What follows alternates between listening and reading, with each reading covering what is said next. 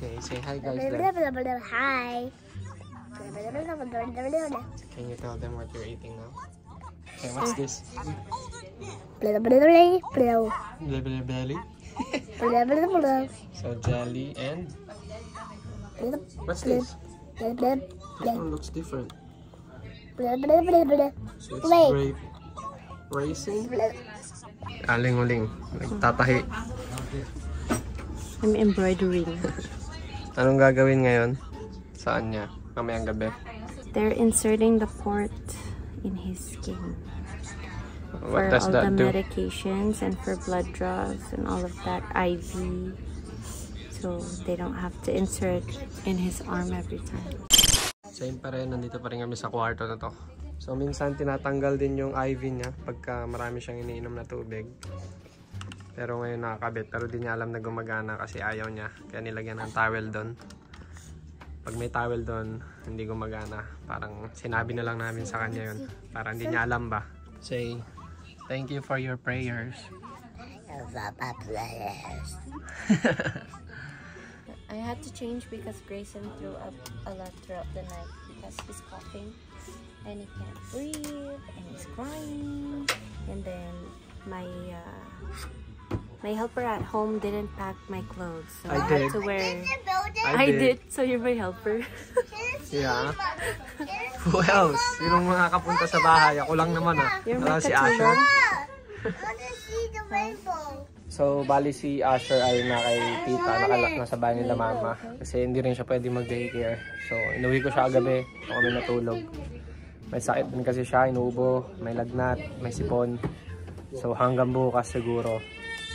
And the next day, pag may pasok na ako, na-figure out natin ni Aling Huling, pero not really daw. So, yeah, isipin pa namin yun. And yun. So, kahapon nga sinabi na 3 weeks dapat mag-stay si Gray. Pero 8 days naman na daw ulit. So yeah, medyo mahirap. I'll drive dito, drive doon. Sakit sa gas. And You wanna sponsor our gas and parking? ngayon naman si Aling Huling ang uuwi para maligo. Kasi ayaw niya maligo dito at may kasama kami sa kwarto. Yung mga single room is para sa mga ano lang. Nag-isolate. Oh, he has RSV too. What's that?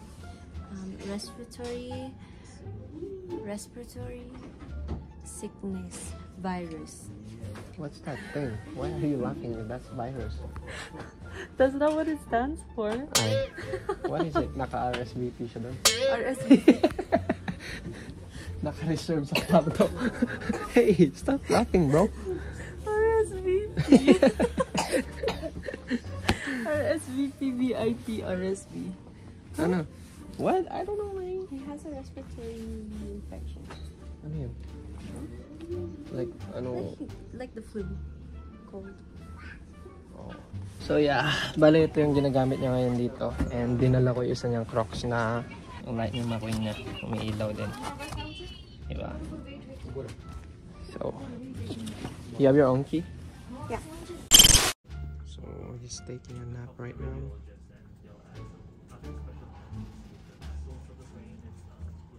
So, lagi lang namin wina-watch out yung likod niya kasi pawisin siya.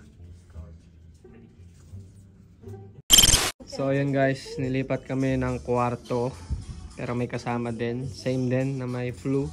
Bawal mahawaan ni Grayson yung ano, yung katabi namin nung nakaraan, yung baby. So, kinuhanan ulit siya ng dugo. So, yeah. You wanna get some blood from mommy? Blood work siya ulit. You can get blood from mommy. And yan, buti umabot si Aling Huling habang kinukuhanan ng dugo si Gray. Oh, you got all the So, blood. same lang.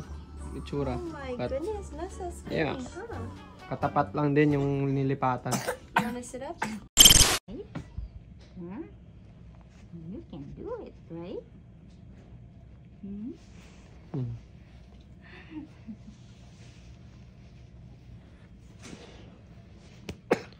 So, gagawin na yung ano niya dito. Insert na yung implant niya sa may chest.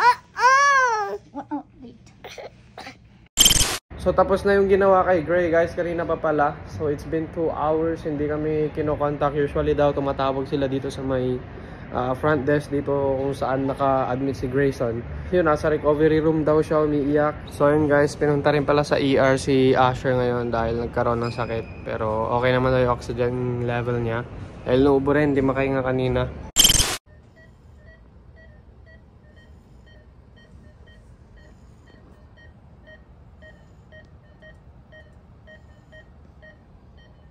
So yun, nakabalik na siya dito sa kwarto niya. Tulog na tulog siya. Oxygen niya nandun pa din. So, ginawang ganyan. Kasi tinatanggal niya pag sa ilong eh. So guys, ito na yung katuloy kagabi dahil anong oras na rin kasi natapos yung surgery na ginawa kay Grayson. Mga 12 na siya ng madaling araw na ibalik sa may kwarto niya. Tsaka bago kami umalis, kasama rin namin si Asher noon, pero sinamahan kami nila mama.